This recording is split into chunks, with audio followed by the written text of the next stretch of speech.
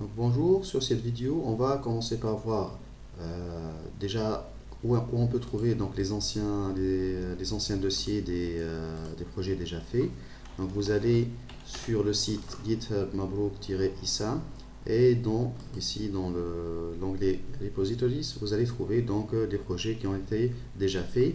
Donc, même les projets qui vont se faire vont se trouver ici dans les répertoires qui sont là. Alors maintenant, on va préparer le nouveau dossier, le nouveau projet. Donc j'ai fait tout simplement un copier-coller de l'ancien projet ici. J'ai changé le nom avant d'ouvrir le Visual Code, sinon ça ne marche pas. Donc sinon, on ne peut pas renommer le dossier par la suite. Donc une fois on a créé le dossier dont on a besoin, on peut par la suite ouvrir Visual Code.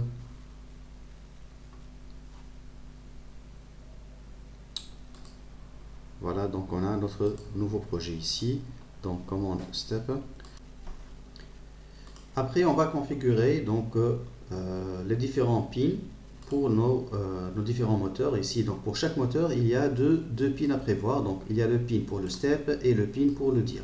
Donc les noms bien sûr ici, donc ce sont des noms donc personnels, donc on peut les appeler comme on veut. Donc moi j'ai appelé xstep pin pour le premier moteur, xdir pin aussi donc pour le pin de direction, et puis la même chose pour les trois moteurs. Et le pin ici pour la diode LED, elle est dans le pin 5. Et pour les différents boutons aussi, j'ai défini ici pour chacun des boutons donc le pin correspondant. Voilà, donc là c'est la première étape à faire. Donc on peut vérifier ici dans le JSON ici. Donc les pins pour le step, ici dir par exemple, c'est 4 pour le premier moteur et step c'est 2. Donc c'est ce qu'on a vu tout à l'heure. Donc 2 pour step et 4 pour dir. Donc on fait la même chose pour les autres moteurs. La diode, elle est dans le pin 5. Donc là, donc la diode elle est là. Donc c'est donc le pin 5. Et voilà, donc on a configuré ici, on a défini plutôt nos pins. Après, donc il y a une partie dans le setup, il y a une partie initialisation dont on a besoin. Donc initialiser le matériel, c'est-à-dire on va définir ici le stepper X, donc sa valeur maximale pour sa vitesse maximale, son accélération. Donc on va utiliser les fonctions prédéfinies qui sont dans la librairie Accel Stepper. Donc c'est set max speed et set acceleration, les fonctions qui sont définies dans la librairie Accel Stepper. Et puis, on va configurer les boutons ici et la diode LED. Donc, les boutons sont configurés en input pull-up et la diode LED, elle est configurée en output. Donc, tout ce qui est, donc normalement on le fait dans le setup. Donc, moi j'ai préféré les faire dans une fonction, donc initialize hardware, donc pour que ce soit donc clair dans le setup. Donc, le setup ici, donc j'ai préparé, donc là je peux le supprimer. Donc, on a préparer donc la liaison série avec sa vitesse, et puis on va appeler directement la fonction initialize hardware. Alors pour l'appeler, il faut la déclarer avant. Donc là on va copier ça et la déclarer ici dans une partie où on déclare les fonctions. On rajoute le point virgule par la suite.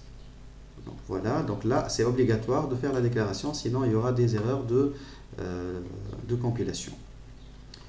Donc là, qu'est-ce qui se passe? Donc, au setup, on va configurer le matériel et puis on va préparer le programme qui va nous permettre de faire fonctionner le moteur. Donc, tout d'abord, il faut ici, donc on va définir donc notre moteur. Donc, on va l'appeler StepperX. Donc là, c'est un nom qu'on peut donner donc à notre moteur.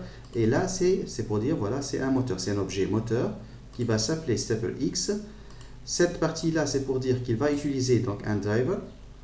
Là, on va donner les pins qui sont utilisés pour le step et la direction.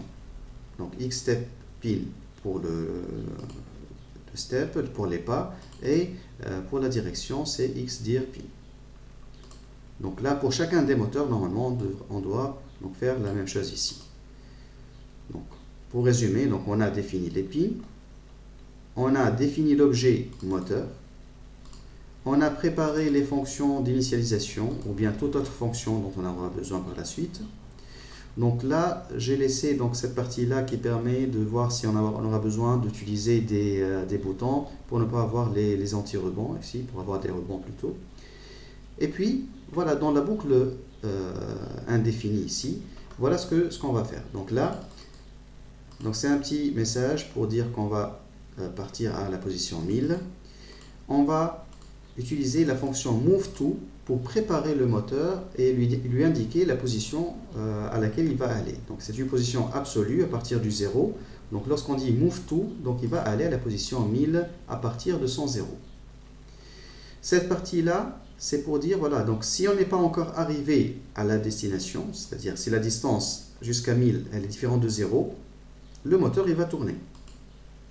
S'il arrive à 0, bien sûr, donc on va sortir de cette boucle-là, on va attendre 0,5 secondes et on va aller dans une deuxième position. Là, j'ai choisi 400 par exemple. Donc là, la même chose ici, step.x.moveTo 400.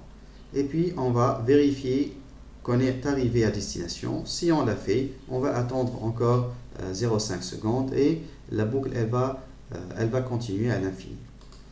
Donc, on va compiler ce programme et voir donc comment il va fonctionner. Donc là, on compile.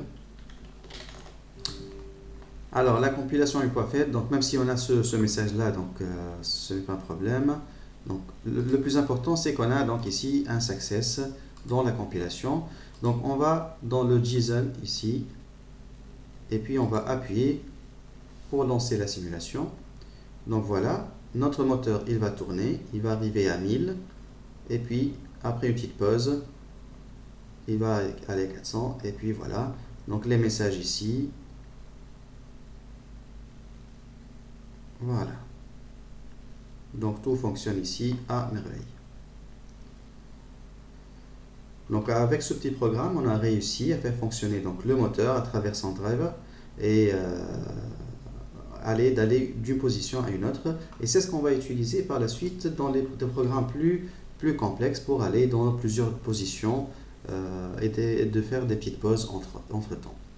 Voilà, donc le prochain programme, donc on va essayer d'utiliser les boutons poussoirs pour commander le moteur. C'est-à-dire si on appuie sur un bouton, le moteur il va aller jusqu'à une position, le deuxième par exemple bouton pour arriver à une deuxième position. Donc je vais renommer mon projet ici. Donc par exemple je veux le renommer en commande step position 1400 par exemple. Donc j'ai supprimé tous les projets du workspace ici. Donc dans le workspace donc il n'y a rien. Après je vais fermer donc le VS Code pour pouvoir renommer. Donc là je renomme mon projet par exemple 400 1400. Voilà. Donc une fois il est renommé, donc je rouvre le Visual Code.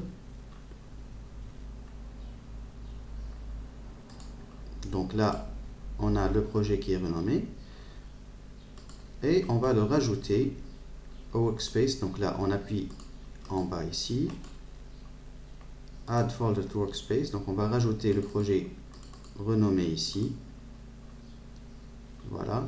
Donc là, on va essayer de compiler. Vous allez voir, donc normalement, il y aura des problèmes. On va attendre ici que le plateforme IO fait l'initialisation. Donc là, une fois c'est terminé, donc on va essayer de compiler notre programme et il dit qu'il y a un problème. Donc voilà ce qu'on va faire. On va tout simplement refermer, une fois on l'a rajouté au workspace, on va refermer le VS Code et on va le rouvrir. Donc ça va se configurer automatiquement. Donc là on va attendre un peu le temps que plateforme IO donc réinitialise ces dossiers et ça va, donc on pourra faire par la suite la compilation. Donc là on peut voilà ouvrir le main. On va attendre la fin de la procédure pour pouvoir faire ici la compilation comme il faut. Vous voyez, donc il faut attendre tout ce temps-là, sinon donc là, il y aura des problèmes de compilation par la suite. Là, ça configure. Voilà. Donc une fois donc ce fichier il est ouvert, là normalement notre programme il fonctionnait. Donc on va essayer de lancer la compilation Et voilà, donc ça marche. Donc là, c'est une étape à faire chaque fois qu'on veut renommer un dossier déjà fait avec plateforme IO. Donc voilà, donc là on peut revoir, vérifier que tout fonctionne après le renommage. Voilà, donc work oui. Voilà, donc ça fonctionne, il n'y a pas de problème. Voilà, donc ce dossier là, donc je vais le mettre sur le GitHub pour pouvoir l'utiliser directement. Voilà, donc et on va attaquer donc le deuxième programme des moteurs.